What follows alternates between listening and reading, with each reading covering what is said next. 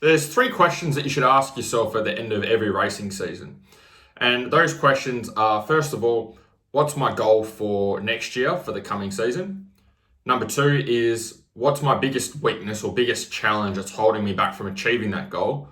And then the third thing is, what are some things that I can start doing now to be able to overcome those challenges so that when next season actually comes, I can go in confident and actually be able to get close to achieving my goal or achieving your goal. So to give you an example for this, depending on what level of riding that you do or what type of events you do, it's still the same process. So like whether you did your first racing this year and went and did a club series, or went and did an enduro series, or you did AORC, or you did the Pro MX series, or you went and did Romaniacs, or you did Baja 1000, it's the same thing. It's like, okay, what are my goals for next year? So you might have done, say, Finke for this year, and maybe you finished up top 300, and you know that you're going to be going back to Finke again next year. First thing you need to do is just assess and go, okay, what's my target for next year? So obviously between now and Finke desert race at the middle of next year, we've got a reasonable amount of time. So it gives you plenty of time to be able to put some work in and put a plan together and start making progress without, leaving it to the last 4 weeks and expecting miracles to happen. So first of all, set a goal. So set something that you feel is challenging for you, but at the same time achievable with a bit of work. So if you finished up 300 this year, then setting your goal to get top 300 again next year is probably not going to challenge you very much. It's probably not going to motivate you with your training.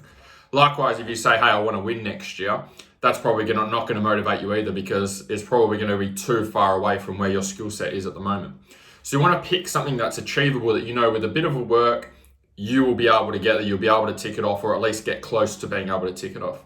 So a goal for someone who was top 300 might be setting your goal as top 200 for next year.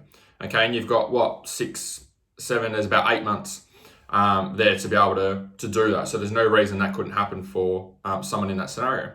So once you've got your target and you've got your goal, then you've got to reassess and go, okay, what's the biggest challenge with actually achieving that goal? So I finished up top 300 this year. There was a reason I wasn't in the top 200 this year. Okay, there's a reason I wasn't in the top 200 and I was a top 300 rider. And so that's what you've got to find out. What is that reason? What is that thing? And so sometimes it'll come to you straight away and you'll know exactly what you need to work on. Otherwise, sometimes you need to have a little bit of a think about it and go, okay, what's the problem here that I'm actually trying to solve? That if I just fix this one thing, that would allow me to be able to get better. So for a lot of the riders that we work with that come to us for Finke, it's fitness. Okay, so a lot of guys like Prolog, they're really fast, or they're fast at the start of each day, or the start of day one, and then they just fade off. Okay, they get overtaken by a lot of guys, they lose a lot of time, they get to like the first fuel stop or second fuel stop, and their body just cooked. And so they're not riding as well, they're riding more safely and defensively rather than attacking, because they're running out of energy and they're trying to save energy the whole time. So they lose a lot of spots and lose a lot of time.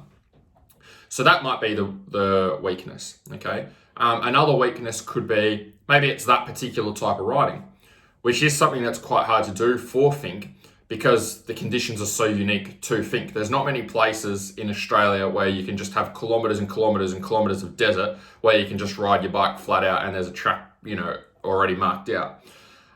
So maybe that's the challenge. Maybe it's maybe that you weren't comfortable with the speeds when you got there, and riding at 110, 20, 30, 40 kilometers an hour made you uncomfortable. So what that means then is you rode more hesitantly, more cautiously. You didn't attack the track as well as what you could have.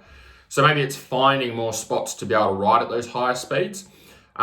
Maybe it's making the time to do some trips to somewhere where you can go and ride where there are those higher speeds. So there's certain sections of Australia where those types of conditions are quite far away. So maybe that means between now and Finke for next year is it's planning 1 or 2 smaller trips of somewhere where you can go and practice. So get a group of friends together and all go together and go and practice in those conditions.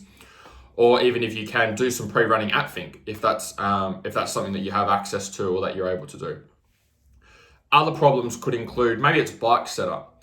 Maybe you do a lot of enduro riding, but maybe you do a lot of cross-country stuff and not much desert racing.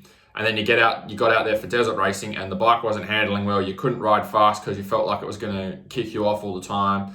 It wasn't handling the bumps well. You didn't have the back wheel on the floor, so you had to ride cautiously and hesitantly. most of the race. So again, maybe that's just finding the right track conditions, or maybe it's finding someone to help with your suspension and get the bike set up properly. Maybe it's someone helping with the skills. Maybe it's got nothing to do with any of that at all. And maybe you just don't have the skill set to be able to ride desert type racing well. And that's the problem. So maybe fixing your skills and becoming more confident in your skill set and riding the bike in those conditions, maybe that's the fix, and that's the biggest challenge. So you just have to be honest with yourself and go, okay, what actually held me back last year? Like, I finished top 300, I want to go top 200. Why didn't I get in the top 200? What was if I just fixed this one thing, it would allow me to get into the top 200. So once you've identified that, and it's really important to make sure that you're fixing the right problem, then you can go into step 3 or question 3, which is like, what are some things that I can do now to be able to overcome that challenge so that it gives me the best opportunity of getting into that top 200. So like for a lot of our guys that work with us, if it's fitness, it's like, well, what can you do to be able to get fit? There's a lot of guys that go into Think, for example, and a lot of other races that don't do any fitness preparation, or they start training 2 weeks before, which is not really going to give you too much of an improvement out on the bike. So maybe it's getting ready early with your training. Maybe it's getting something in started now and starting to build momentum with your training. So you're not trying to go put yourself like through a boot camp and train twice a day for 4 weeks out, trying to, build fitness in 1 month. Maybe it's starting a little bit early and being a little bit more prepared with your fitness and just doing something. Maybe it's doing F45 or doing CrossFit compared to doing nothing. Otherwise, maybe it's stepping things up. Maybe you did do fitness work before, but you find it didn't help, or it wasn't enough for what you were doing on the bike. Maybe you need something that's more specific to be able to help you on the bike. Maybe, so for the other common challenges that we came up with, so if it's like getting out to the right tracks, as I said before, maybe it's like, setting some trips up now. It's getting your calendar out. It's like October now that I'm doing this video.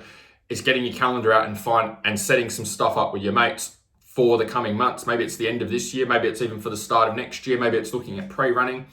Like I know for Think, they do days where you can go and hire the bikes and go and ride. So you can just fly in or drive in if you wanted to and go and ride. So if you've got the option to do that, that's an option.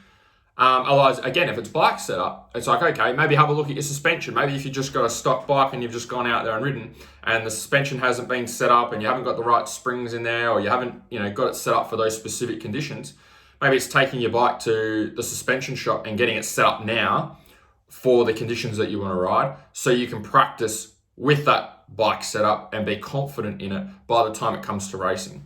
Rather than what I find for a lot of riders is they're still guessing and testing stuff on race day, which is the last thing you want to be doing. You want to be going to racing, just focusing on racing, not focusing on testing stuff out still. Maybe that means getting someone to help you with the suspension and coming out to the track. Maybe it means doing some more research online. Maybe it could mean doing things yourself as well. But it's identifying the problem and then putting an action plan in place to make sure that you can fix it. And the reason I say to ask these questions at the end of the season is because this is when you've got the most time, and the most time mentally as well, not just physically, to be able to think about what you need to work on and put a plan in place and be able to use that plan long enough to see results from it and see progress. What I see from a lot of riders is they leave things to the last minute. They only think about their suspension, as they get closer to the event. They think about their fitness as they get closer to the event. They think about, I haven't ridden in these conditions closer to the event, or even worse, when they get to the event and go, I haven't done any of this type of riding for a while. So it's just preparation. It's getting organized now while your racing calendar is probably not as busy. Gives you more time to think, to plan, to get out and do practicing, to get out to certain tracks without always worrying about racing. So they're the 3 things I would start with. And then you can put a plan together and go from there.